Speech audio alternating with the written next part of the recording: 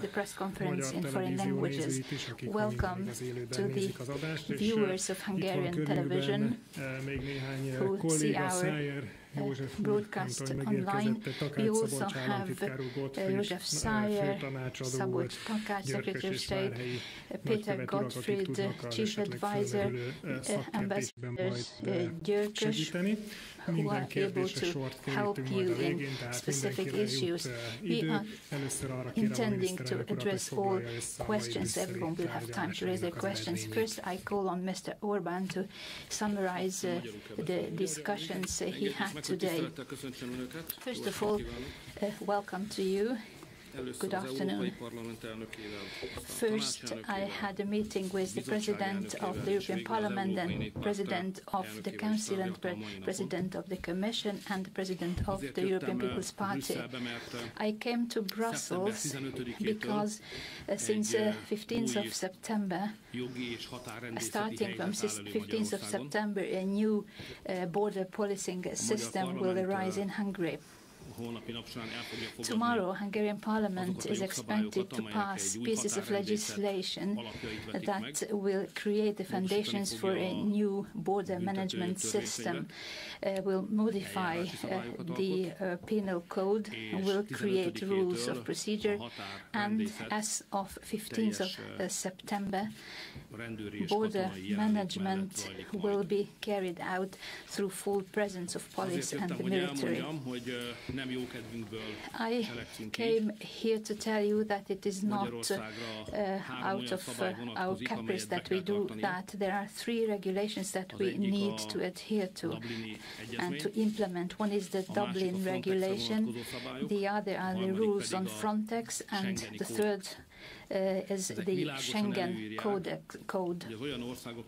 These provide for the fact that countries like Hungary that have an external border of the EU, of Schengen border, need to see to the protection of their border and their own competency. And the Schengen Code says that in countries like Hungary, a border can only be crossed at places, designated places at designated times, and the member state has the duty to enforce it.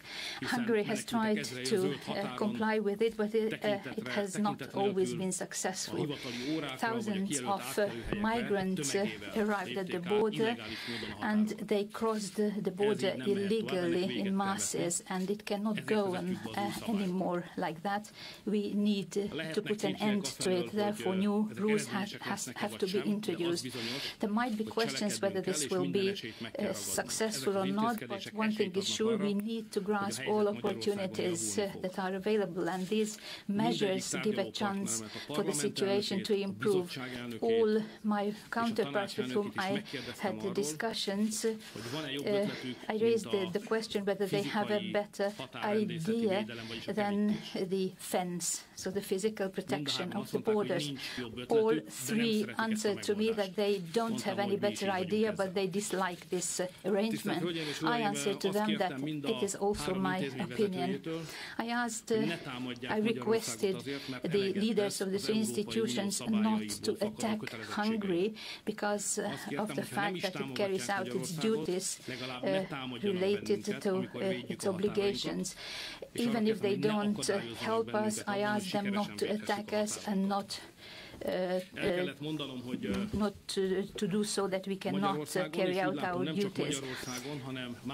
The way I see the situation is that not only in Hungary but in other European countries, people have fears and concerns, and in European politics, fears and concerns do not have a voice. Not only in Hungary but in many EU countries, people are of the opinion that we, European leaders, prime ministers and heads of institutions, do not manage the situation. They see that we are not able to handle the situation, and this results in fears and concerns and uncertainties. These concerns must be voiced, and we have to make it clear that we understand people's concerns and we are doing our best to comply with our obligations. At the same time, may I indicate to you that if you look at the facts, you will see that we Hungarians and the EU is not faced with a refugee problem. Of course, there are many refugees, but even more people are not refugees. There are more people who started on this journey in the hope of a better life, and not because they were forced to do so. If you look at the statistics, you will be able to see that there is an increasing number of migrants who have started from an area other than war-stricken area. And this is a migration, a mass migration of peoples that has an unlimited reserve. If European leaders continue this politics, then tens of millions of people will arrive at the borders of Europe. Therefore, Hungary supports all measures that send clear-cut messages to migrants who are not refugees. It is not worth starting on this journey from their country in the hope of a better life, because they will not be able to pass the control system. And since they are not refugees, they will not be given the possibility to make Europe their homes. This has to be made clear. This is a moral issue. All actions that create the illusion for people who are thinking of starting on this journey that they will be received here is irrespectful. They are thinking whether it's worth taking the risk of starting on this journey, albeit they are not from a war-stricken area. Our Christian obligation is not to create illusions. We cannot create hopes in peoples who will risk their lives in the hope of something which we here know is not real. It has to be made clear that if there is no reason to request for political asylum, or where there is no war and we cannot receive them, and I repeat that an overwhelming majority of people are not refugees because they are not coming from a war-stricken area. They come in the hope for a better life. There is an increasing number of people from Pakistan, Bangladesh, Nigeria and Mali, and the proportions are changing, and nobody in Europe is able to tell whether there is a cap or an end to it. First a couple of thousands, then a couple of tens of thousands, hundreds of thousands, but now we're talking about millions. And times will come when tens of millions of people will start on this journey, unless we carry out politics in which we make it clear that there's no point in doing so. What results from this?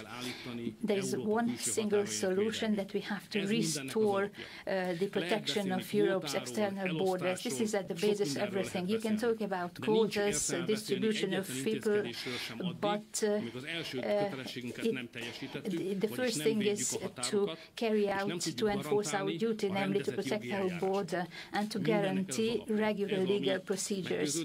This is at the basis of everything. This is our conviction. And that's why I think that Hungary, although not happy, but does it well when it creates a fence of physical protection at the border. Ladies and gentlemen, I want also to make it clear that I hear a lot of statements by European leaders which making the illusion that Europe would be ready to receive and accept anybody. To my mind, we need to make it clear there is no such situation as to allow everybody in Europe. If we allow everybody into Europe, this would mean the end of Europe. Therefore, we are not going to make any statement that would encourage these people to come here. Just the opposite. As soon as Parliament passes these new pieces of legislation, which is expected tomorrow, then until their entry into force on the 15th of September, Hungary will start a very intensive information campaign, both in transit countries and home countries, to impart information and to make the point that it's no use taking taking risk starting on this journey, and it doesn't pay off to pay to traffickers, because it won't be possible to get illegally into the EU through Hungary. There will be points where the borders can be crossed. This would be indicated by signs, and where people can enter the territory of Hungary as part of a regular legal procedure. I'm also convinced that what is at risk now is Schengen itself, the free movement within the EU, because if we fail to protect Europe's external borders, we won't be able to maintain free movement anymore within European countries. Schengen is very important. For Central Europe, Schengen is freedom. So we are fully aware of the fact that if we are not able to protect our borders, the whole Schengen system will fall apart. This is contrary to our interests, to our freedom, and is contrary to European values. Ladies and gentlemen, of course, you will ask my opinion about the quotas. I'm ready to answer that, but now just let me tell you that the Americans call first things first. We should talk about mechanisms only if we are able to protect our external borders. So I'm convinced that all our efforts need to be concentrated on protecting the external borders. Now, thank you for your attention. Thank you very much, and now we are ready to take questions one by one. Hungarian television, and please use the microphone and also tell your name. Esther Baracka, Hungarian television. My question is, can you confirm the information, namely 54,000 refugees would be taken away from Hungary as part of a relocation scheme? This is a bluff. I haven't discussed about it. What has raised is that refugees would be taken away from frontline countries. There are two frontline countries in the EU, Italy and Greece. So far, it has been said that from Italy and from Greece, people will be taken to Hungary. This is what we were requested so far. At the latest European Council meeting, which were against it and did not accept this decision, there was the risk that while in Hungary 10 times more people arrive than to Greece and twice as many as to Italy, then from Italy and Greece they would like to take people to Hungary. Well, what's the sense of that? Where is the common sense behind it? This was our reaction. So I'm convinced that for the time being, nobody is able to tell you numbers. How I see the situation as follows. First, we talked about 40,000 and 60,000 and 150,000. I also heard 500,000. But the question is, where is the end of it? If we don't protect our external borders, are we able to tell how many peoples we want to disperse, distribute among European countries? In the end, it might be 10 million. Are we able to do that? I'm convinced that if we don't talk about protecting our borders, then we talk about anything else. This is just like a card of invitation to people who are thinking of starting on their journey in the hope of a better life. It's different from the refugees. So there we have certain rules. We need to provide mercy, protection, etc. But we must not provide encouragement to people who want to leave their countries in the hope of a better life. And there are European leaders who formulate unrealistic dreams. For instance, there's a conflict between Hungary and Germany today. You must have seen in the news. This is a specific situation. This is not a political conflict. It's not a migration regulation issue. This is a conflict. I'm not aware what Germany wanted, but we had a piece of news from Germany saying that Germany would be ready to accept Syrian refugees. What is the result? Those who consider themselves Syrians refuse to be registered in Hungary. They came illegally to Hungary, but they refused to be registered. They refused to go into refugee camps, but they would get all the accommodation, etc. They organize demonstrations. They shout the name of Germany and Chancellor Merkel, saying that they are were expected in Germany, but Hungary would not let them out there. But the situation is that we may not let them out because according to Dublin we need to register them. But they don't want to be registered because they want to go to Germany without being registered. And now we are faced with the situation in Budapest, in Bicske, etc. There's one situation, one solution. If Germany has really invited them, then Germany should issue a visa, and if they are in possession of a visa, we let them go. But without being registered, we cannot let them out, because then the situation would be that the Austrian Chancellor would accuse us, as he did in the recent days, that we let out illegal immigrants coming to Hungary without registration. So what I want to tell with this that these communication errors and statements create situations that are impossible in Hungary. So, for instance, it's like it's raining in Germany and we need to open the umbrella. So solidarity needs to encompass communication also. If somebody invites somebody into their country, they should receive them. If they did not really mean it, then they have to clarify it, because we have to put up with the consequences. Jó estét, Konsicki Zoltán, táviratiroda. Good evening. I'm from the MTI. My question is whether the Hungarian government aims to introduce an emergency situation due to mass migration, or did you talk about a possibility where they would reinstate Schengen border controls for a temporary period? Well, there are two possibilities before Hungary. We either defend our southern borders or the Austrian-Hungarian border. We think we should protect the southern border. The situation is quite tense with Austria, and for me personally, I personally and the whole country was attacked by the Austrian Chancellor. We had to refute these attacks. They accuse Hungary, on one hand, that we do not want to let illegal migrants into Hungary. On the other hand, they accuse us of letting them in or letting them out of the country. We do not want to have controls at the Austrian-Hungarian border. We want to have controls at the southern borders.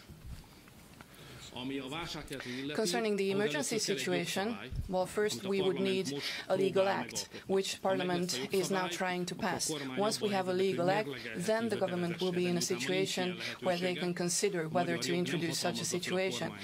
At present, Hungarian law does not give the possibility to the government to introduce such an emergency situation. Next question, please. Miniszterelnök úr, Mr. Prime Minister, Sándor Zsíros from Euronews. Are you satisfied with the situation of people, especially children, who are already in Hungary? Do they receive the necessary medical care, food, drink? Well, in Hungary there are points where we collect refugees. Those are usually called camps, which is not a very nice sounding word. But we do have collection points, collection places. Everyone who has been registered has a possibility to go there. We will take them there if they wish to go there, or they can go there themselves. And at these holding centers, they are given accommodation, money, food, water, everything that they need. The problem is with the people who do not want to go there. Ever since the German statement, we have thousands of refugees who do not want to be registered and do not want to enter the camps. For them, only civilian volunteers can offer help. They do very valuable work. We thank them for it. State organizations can only offer the refugees help in the holding centers, in the camps. That's where they receive the help they need. As far as children are concerned, unaccompanied minors, that is, children without parents, that's a whole other issue. The government discussed this question at its latest meeting, and we tasked the Ministry of Culture, who's also responsible for education, to offer a sort of foster care for these children, also concerning their education. Next question, please. In English, if I may, Mr. Prime Minister, my name is Tomislav Krasnic. I'm a Croatian journalist for Večernji List. There is a concern in Croatia and other countries that after the fence was built on Hungarian-Serbian border, refugees and migrants would enter through Croatia, which would be different but also an easier route. What are your plans in that scenario? Would you build a fence in Hungarian-Croatian border, which would be a fence between two EU member states? Thank you. If the smugglers and the illegal migrants will decide to come to Hungary through Croatia by high numbers, we have to have a physical barrier over there also. But it's easier anyway because there's a river, it's a shorter period, so it's not as a big challenge technically as the Serbian-Hungarian border means. But if we are forced to do that, we will do that. So I would like to stick to my point. If we would like to improve the situation and fulfill all the human and moral compulsory and obligation, we have to defend the border, whether it's the Croatian-Hungarian border or Croatian-Serbian border.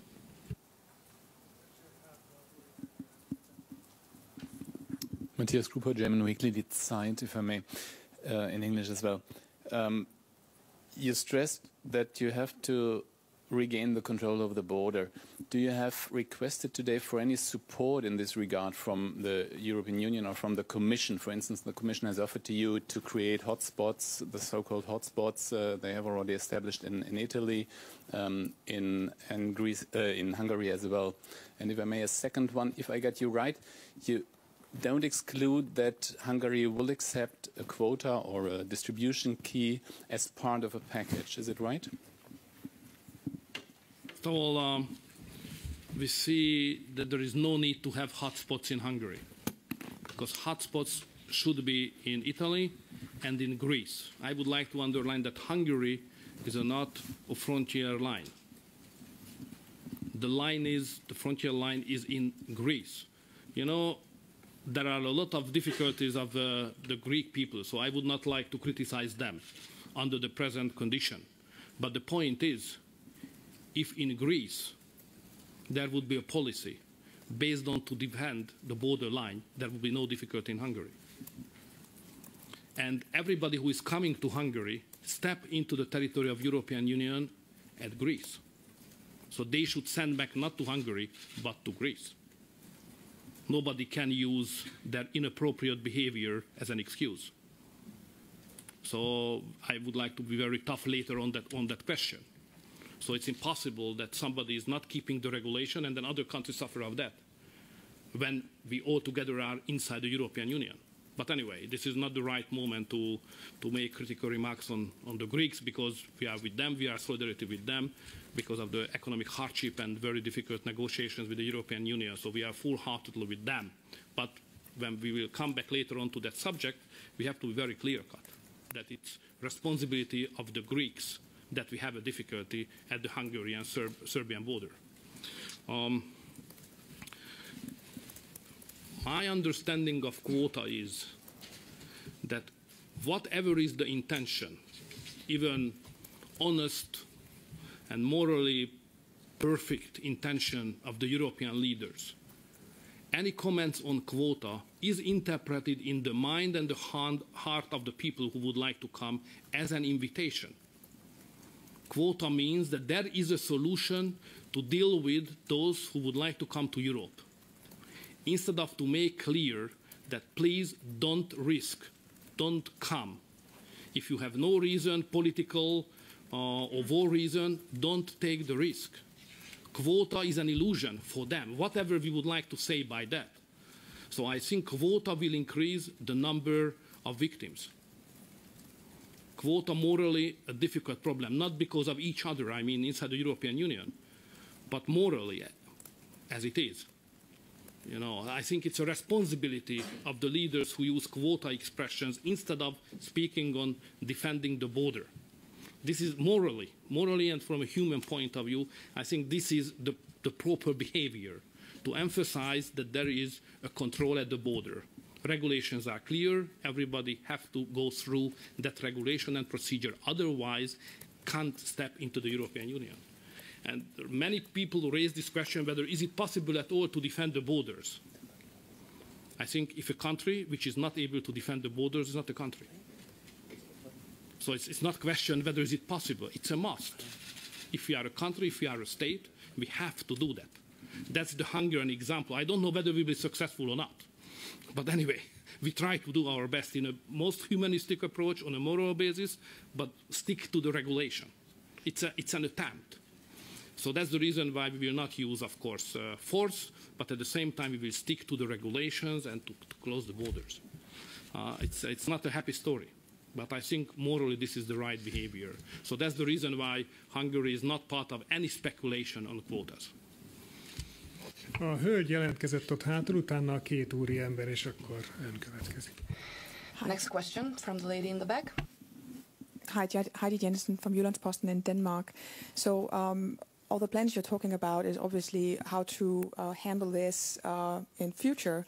But what about all the people who has already arrived? How should Europe handle that according to you? Thank you.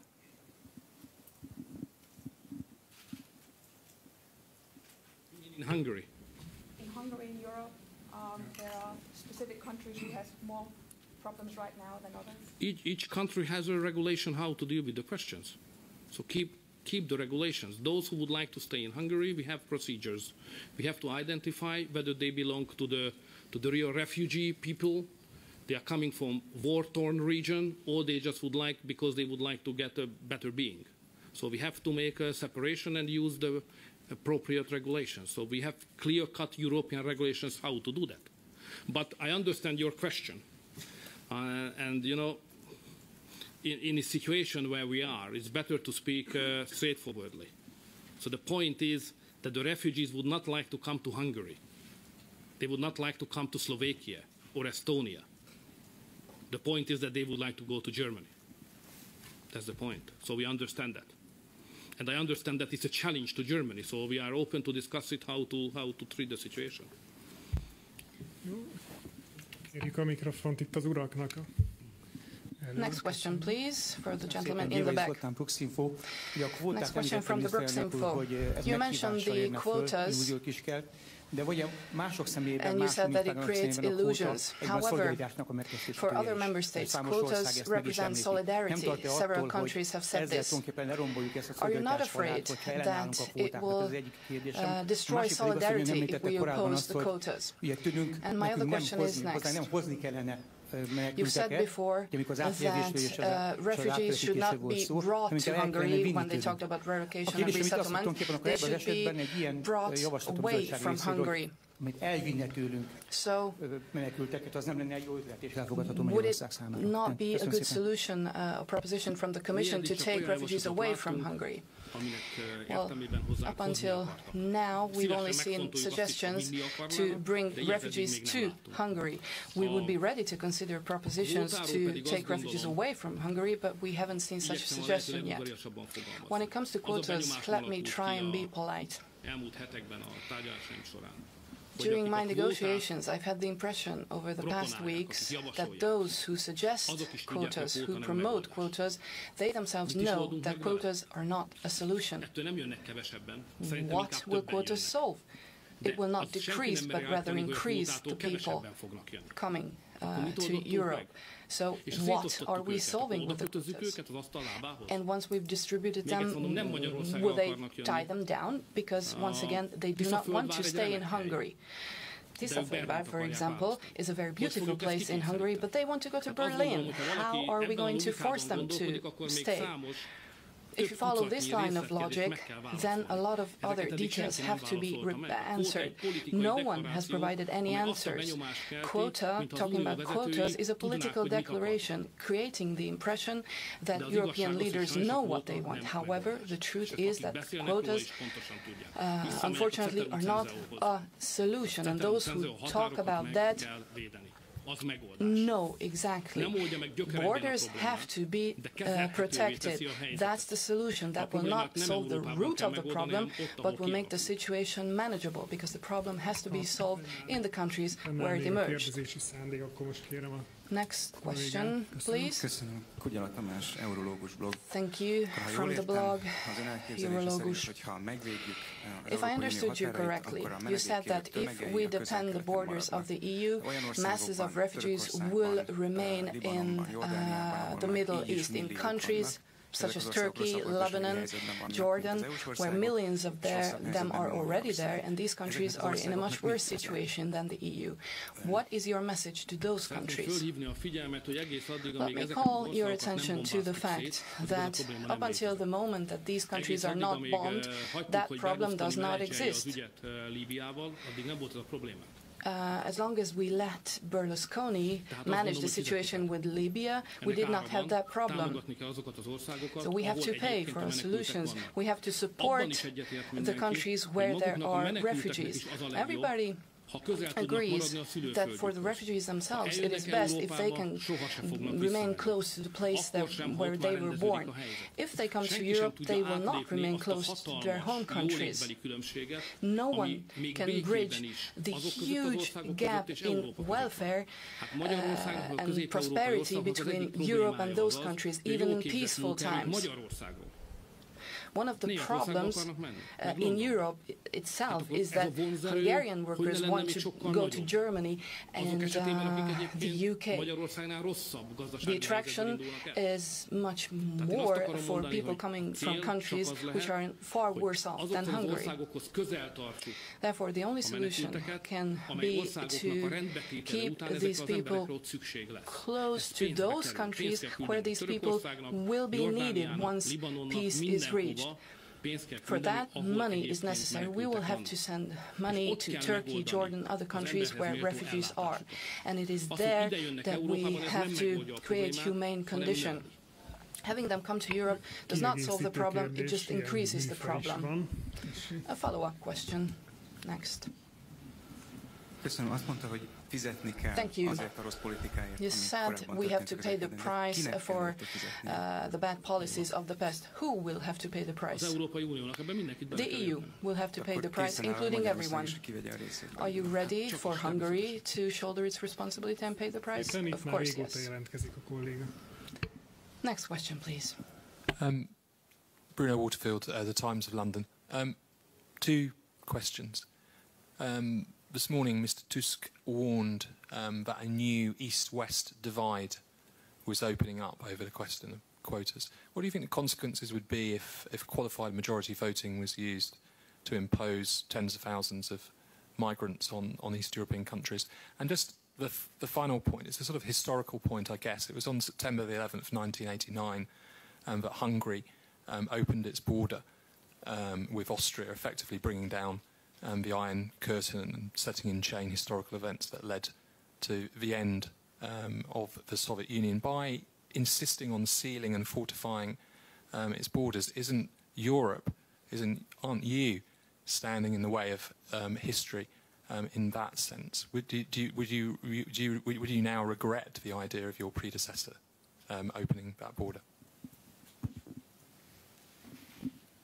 I'm not sure that I was able to understand to 100%. So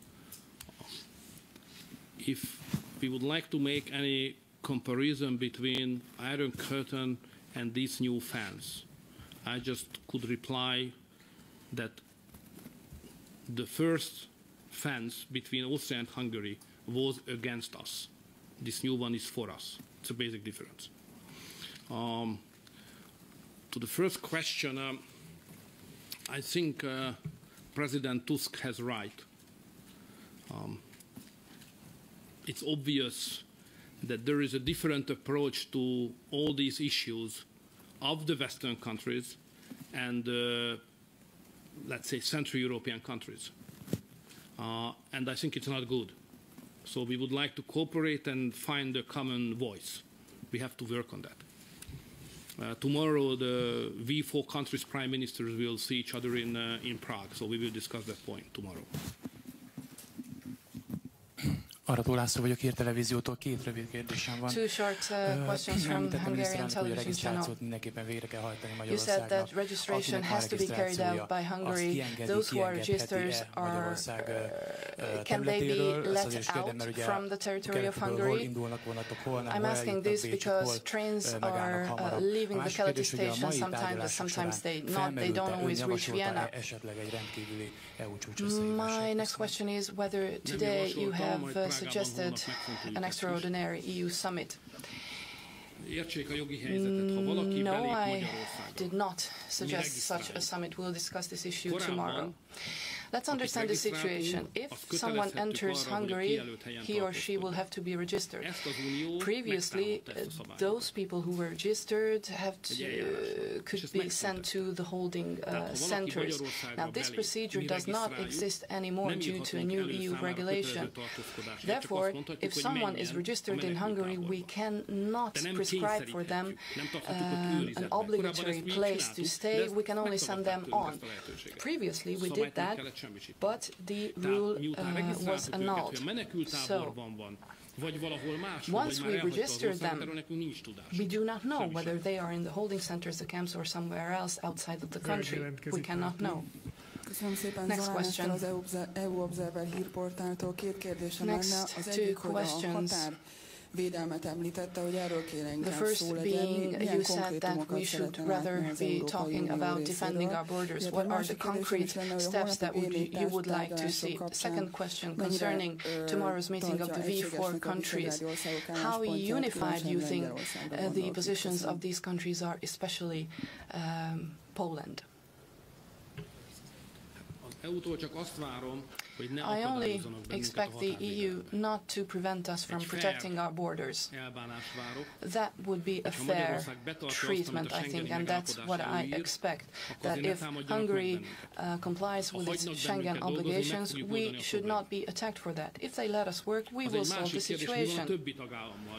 Now, what happens in the other member states is another question, but I am not competent to talk about other member states. Just a remark. Since 2009, there is a procedure ongoing against Greece for not complying with the rules. So for 6 years, the procedure has been going on. If this goes on, if no one takes responsibility for their own borders, then the Schengen system will collapse. Free movement is only possible if we can protect our external borders. If countries with external borders do not want to protect their borders, the Schengen system will collapse. Therefore, as a believer of the Schengen system, I am saying that we have to protect our borders. Let me just quote my favorite sentence from the Schengen Code, just a rough translation. Member states are obliged to protect their external borders.